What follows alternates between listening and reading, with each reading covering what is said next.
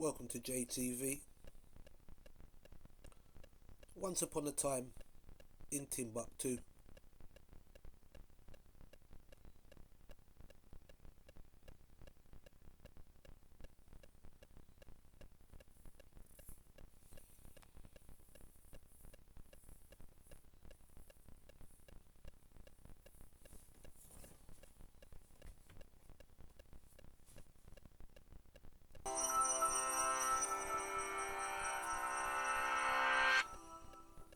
On the edge of the vast Sahara Desert, citizens snuck out of the city of Timbuktu and took to the wilderness. They buried chests in the desert sand, hid them in caves, and sealed them in secret rooms. Inside these chests was a treasure more valuable than gold: the city's ancient books.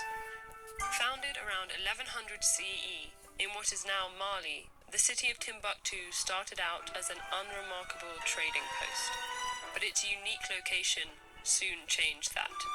Timbuktu marked the intersection of two essential trade routes, where caravans bringing salt across the Sahara met with traders bringing gold from the African interior. By the late 1300s, these trade routes made Timbuktu rich, and the city's rulers, the kings of the Mali Empire, built monuments and academies that drew scholars from Egypt, Spain, and Morocco. The city's prime location also made it a target for warlords and conquerors. As the Mali Empire declined, one of its domains, Songhai, began to gain power. In 1468, the Songhai king conquered Timbuktu, burning buildings and murdering scholars. But in time, intellectual life in the city flourished again. The reign of the second king of the Songhai Empire, Askia Mohammed Touré, marked the beginning of a golden age in Timbuktu. He reversed his predecessors' regressive policies and encouraged learning. The Songhai rulers and most of Timbuktu's population were Muslim, and the scholars of Timbuktu studied Islam alongside secular topics like mathematics and philosophy. In the libraries of Timbuktu, tracts of Greek philosophy stood alongside the writings of local historians, scientists, and poets. The city's most prominent scholar, Ahmed Baba, challenged prevailing opinions on subjects ranging from smoking to slavery. Gold and salt trade had funded the city's transformation into a center of learning. Now, the product of that intellectual culture became the most sought-after commodity. With paper from faraway Venice and vibrant ink from local plants and minerals, the scribes of Timbuktu produced texts in both Arabic and local languages. Written in calligraphy and decorated with intricate geometric designs, the books of Timbuktu were in demand among the wealthiest members of society. In 1591, the Golden Age came to an abrupt end when the Moroccan king captured Timbuktu. Moroccan forces imprisoned Ahmed Baba and other prominent scholars and confiscated their libraries. In the centuries that followed, the city weathered a succession of conquests. In the mid-1800s, Sufi jihadists occupied Timbuktu and destroyed many non-religious manuscripts. In 1894, French colonial forces seized control of the city, stealing even more manuscripts and sending them to Europe. French became the official language taught in schools, and new generations in Timbuktu couldn't read the Arabic manuscripts that remained. Through it all, the literary tradition of Timbuktu didn't die. It went underground. Some families built secret libraries in their homes or buried the books in their gardens. Others stashed them in abandoned caves or holes in the desert. The priceless manuscripts of Timbuktu dispersed to villages throughout the surrounding area, where regular citizens guarded them for hundreds of years. As desertification and war impoverished the region, families held on to the ancient books, even as they faced desperate poverty and near starvation. Even today, the struggle to protect the books continues. From the 1980s to the early 2000s, Timbuktu scholar Abdelkader Haidara painstakingly retrieved hidden manuscripts from all over northern Mali and brought them back to Timbuktu. But in 2012, civil war in Mali once again threatened the manuscripts, most of which were evacuated to nearby Bamako. Their future remains uncertain, as they face both human and environmental threats. These books represent our best and often only sources on the pre-colonial history of the region. Many of them have never been read by modern scholars, and still more remain lost or hidden in the desert. At stake in the efforts to protect them is the history they contain, and the efforts of countless generations to protect that history from being lost. An African El Dorado legend, Timbuktu. The city of Timbuktu is at the southern tip of the Sahara Desert. This small city has many houses made with adobe. Timbuktu was founded during the 11th century and thrived on trade across the Sahara. In the 16th century, an estimated 100,000 people lived in the city. Caravans still cross the desert and come to the city several times a year. The caravans often carry rock salt extracted from the northern Sahara. Timbuktu was an important Saharan trading point where salt from the north was exchanged for gold from the south. The Empire of Mali levied a trading tax on salt and gold, and that made it very rich. The empire prospered.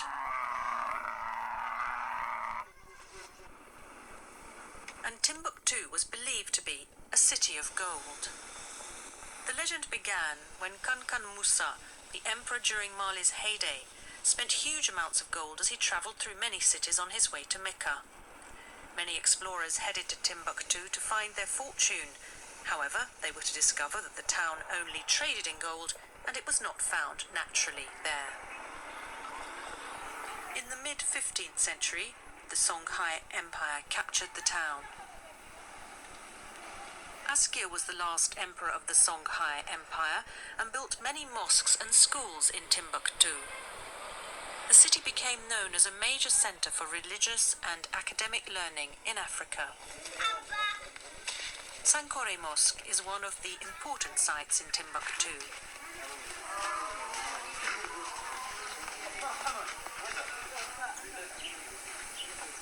Next to the mosque is a university. A local historian looks after a collection of more than 10,000 books from the Askia period. Askia was the first emperor who brought books to the empire. Some were written in the 10th century. They covered subjects ranging from mathematics to law, from history to astronomy. The Songhai Empire was destroyed by Morocco in the 16th century. However, Askia's descendants managed to keep these important books safe, sometimes having to hide them underground. Once a year, people gather at Sankore Mosque to celebrate Maulid, the birthday of Islam's prophet Muhammad.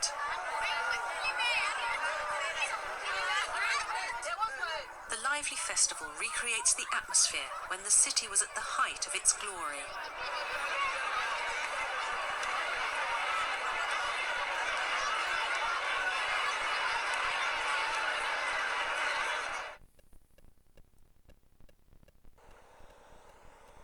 Timbuktu is just this most amazing, otherworldly kind of place.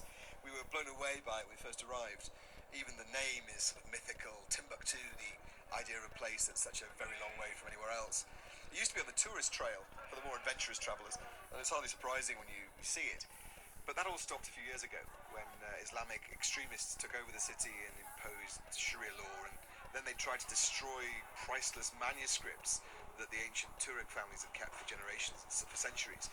The Imam, the main mosque, showed us some of his, dug out of a cardboard box, because he'd hidden them from the jihadists. It's 2.5 years since they left, but still he hasn't put them out on the shelves yet. It's hard to imagine now, but this place was once famous all over the world as being a centre of learning. Maths, theology and Islam, and all these beautiful crumbling manuscripts prove it. I hope you liked the drone footage, by the way. One of the guys from the UN brought one along with him. Thanks very much, Olivier. And he got the most amazing stuff for us. Kids kids by the mosque hadn't seen one before and they got way too excited. The reason we came here was to meet some of the peacekeepers from the UN, the Blue Helmets they call them. There are about 14,000 in Mali from around 50 different countries, many stationed in the most dangerous bit, which is here in northern Mali, right on the edge of the Sahara Desert. After a year running Timbuktu and other cities up here, the French troops actually forced jihadists out, and the UN is now trying to keep them out. And although we didn't see many, there's still a load of French troops around, lots of special forces targeting groups of extremists. It's really complicated trying to work out who's who. There are all these Tuareg separatist groups who fought each other for years and now have a peace deal going. Then mix in all the bandits, people traffickers and drug smugglers in this wide open space, and it's way too hard to explain. An alphabet soup of French acronyms. You'd imagine it's all desert up here, but the Niger River is Timbuktu's lifeline and trading hub. We went out on loads of different UN patrols with different countries, some soldiers, some police. This one was by a little port and was with troops from Burkina Faso. They've given more here than anyone else, about 1,600 troops. Most of MUNISMA, as the UN mission is called, come from countries in the region, but still the jihadists target them in the same way they do Westerners. It's classic counterinsurgency tactics, because a big threat is roadside bombs or suicide bombers, like it was in Iraq or Afghanistan. So they go out and try and win people over, showing they're around, keeping an eye on things and trying to get info. The guys from the Bangladeshi Navy were great. After a curried egg breakfast, they took us out on a river patrol. A bit tricky, landing a drone on a boat, but it stayed dry, and we used quite a bit of the footage in our news story. It's a great perspective. It makes you realise how big the spaces are here. It's really tough to try and keep an eye on what's going on in a place like this. Even going out at night, I'm glad to say there were no attacks. After being told by an intelligence guy afterwards that there's an Al-Qaeda-linked group operating just outside Timbuktu, we were even happier to have been wearing the body armour. It was a full moon and a good place to sum up this idea of it being quite familiar, this whole operation and the way it's being run. What the UN is doing here is very reminiscent of what British troops were doing in Afghanistan. It's about coming out and showing a sign of force, about winning the hearts and minds of local people, and also defending against roadside bombs and suicide attacks. But yet this is supposed to be a peacekeeping operation. Mali is the most dangerous place to be a UN peacekeeper. Around 60 have died, around 200 injured, and I suppose the question is why? Why are so many UN troops in Mali, of all places? Well, when you think about it, Timbuktu's not that far away anymore. Just one country, Algeria, and the Mediterranean Sea lie between here and Europe. This part of the Sahara is firmly on the cocaine trail, the new route from South America, and migrants pass through here too. Some call it the new front line against Islamic extremists, and this mission is certainly a big investment, and by the looks of things, they're in it for the long haul. We may well be hearing more from Mali.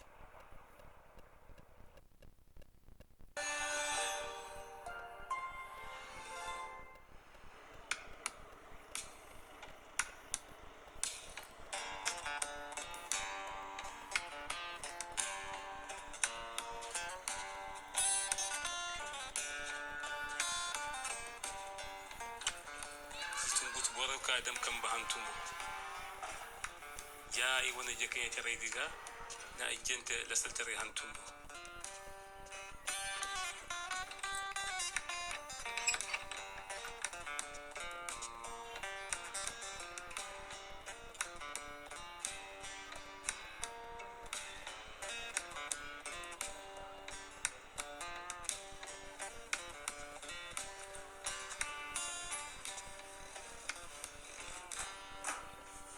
antum koyde ka barakuna ci bora jongo gu hindal qadar I wona goydi magande se kitaw jene dio hinka kalle sindi ka hantum di kata wondindi hude kuna kay I mara hano jaro hantum koy fofo bara sande cillo kay ba hantum di madam dinda takadi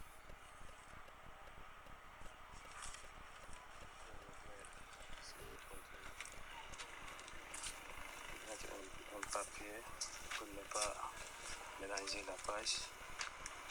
Ok, là c'est bon.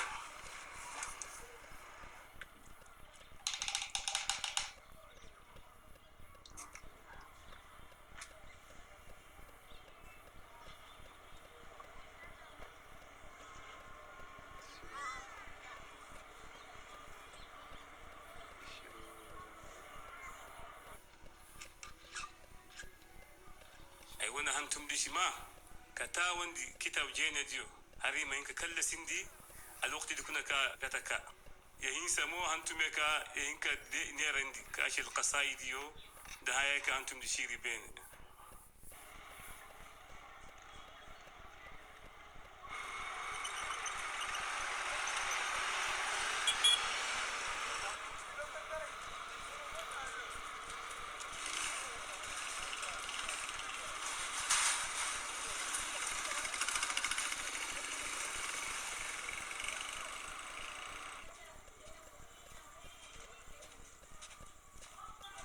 ya crise waka 2012 tumbutu insécurité di anyami hayati awadi banda ay kindi ka guna bibliothèque ka ifer ka guni wona manuscript yo ka jenti kuna ka tontona beredi da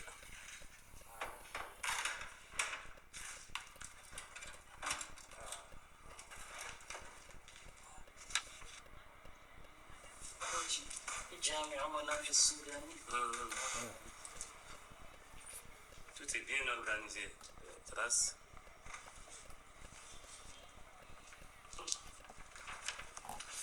La qualité du papier, ça c'est.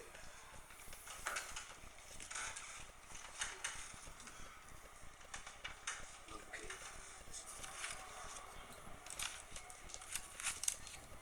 Hey, on a un point aussi. Pour moi, ça c'est la position des étoiles. Ah, étoile de la position. Nanga point pour des canaux.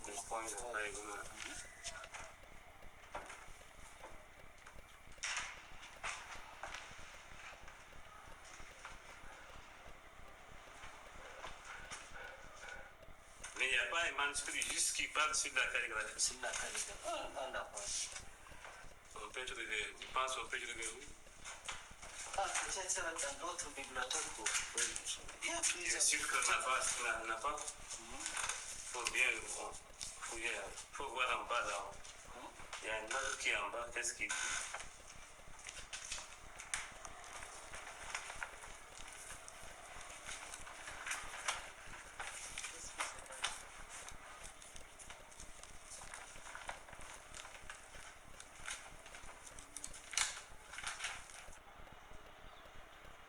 hannu jaron mai guna hasidi kashi hamu sakure ga jere ka tasi ka duwa wani fahamaiti handa misa kai ga ai mahinka duwa wani fahamaiti ka goinda a wani wajido ka ne ya koya do a fa tontone da kalliga a tanjin dena haide kai su faham kurkai mai kalda su kitab jene suna biye guna abdul wahid wa khat ashir bin makhtut fوق kashi khat al-maghribi ayin saka sha'ar shi mishi don guda ma ga wura effectivement الخط المغربي هو غانغا بورين الخط ديكور باسكو اكونغو تارم اذا مارا الومنيريو اذا ما كنا ورايو اذا مارا نجرفو vraiment eno nakase ayaje boro Tombouctou gandeli jatindi c'est une zone ka kuna na communauté de kurga kuna donc communauté de kurga écriture boro duga dans les bibliothèques ici problème de keromé yoro cohésion sociale di yoro na malaka sedio ngal khabade ko hantu man sidi ko agar men da hayd no conserver di ka bori nda ka hay ka yalandi ko suban de génération di ka tunga kandika instagram ya fo igar haydi ko sey hasara haydi ka wotta war gawor ka gadi yadan wosse wotta war kamba kamba boyro wode ka taka war banda mo igar war mo war kamba kamba boyro hangi men ka guna hay ka gar wonga cha wana gabi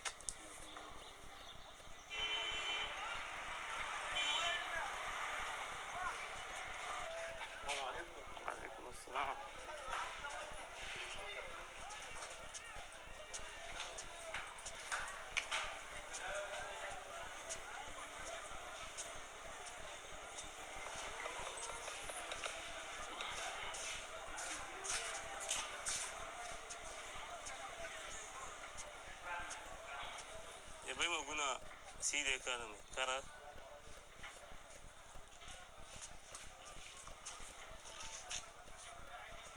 وش كل يوم كله نعم عندك شو اورانج هو مش هو كاغنا كدسوق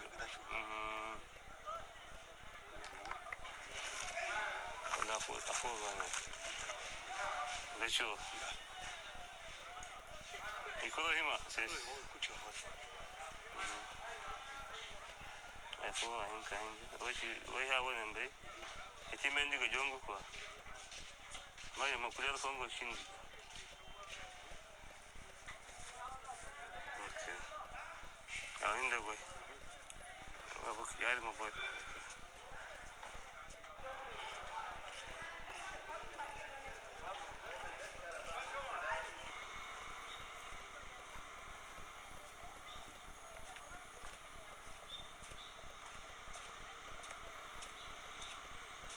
عرفة بنتي بنت بس فوسيقة أنا بنتي أي بنتي نو قراني فو ولا تناقة أها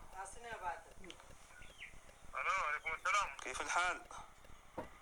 بس الحمد لله أنا بس فوسيقة فوسيق أنت نيران دي فو نيران راندي فو ولا مصف أنا تناك أنا همبر ووي بس هايو أنت وات أمي كرواني إما كاد فيلمك ومسوا ودي هنا أنت فوقنا nga parce que di cindi sundu ko de was kantino de masu ita hasara donc ay ay no ka ci adunya hu ko in ka duwa fo ko nafa parce que bayri no ka tugu no fatan dige ita ka ci hantun ko dio hantumi kun haya ayo musafo sa maxima what family your family come on family ko wala family ko what family timan ta wala nga ay fam okay fam mu family timan ada danda kamar ma ba timan da kai ka nga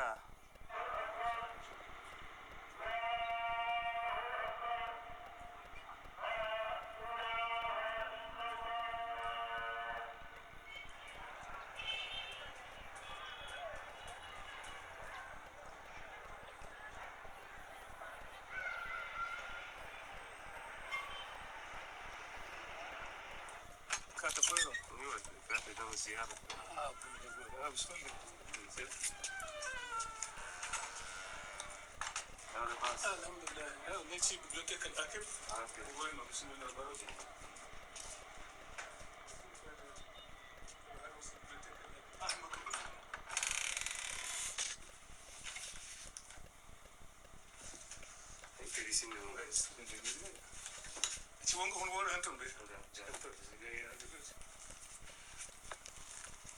Bueno, no sé qué idea por taram sa Georgia bori gai. Taram takwa. Est-ce que bon et quand même comme c'est le jambo. Donc c'est masque à plus de 200 ans mais. Voilà, c'est bien conservé.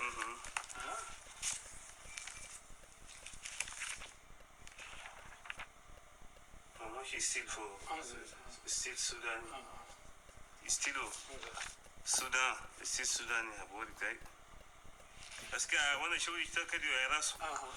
A si hantum ga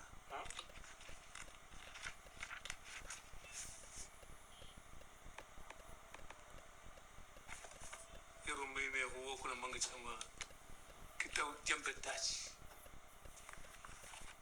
Donc est-ce que vous courez timbene wala tamaka atim yari ka tagar ka daga kuro tim mo da ningo gulan mo ninga ba nga ningo bai lokacin ina kana no hinka dam ni do wai sai wanda ni danga mo gulan ko e ba ta ne condition de amma asneran di asiband asikamband akwai ayekati nga wani ba ma fahimci na ne samu na guna bata ala da bata bane waraka ya taskata da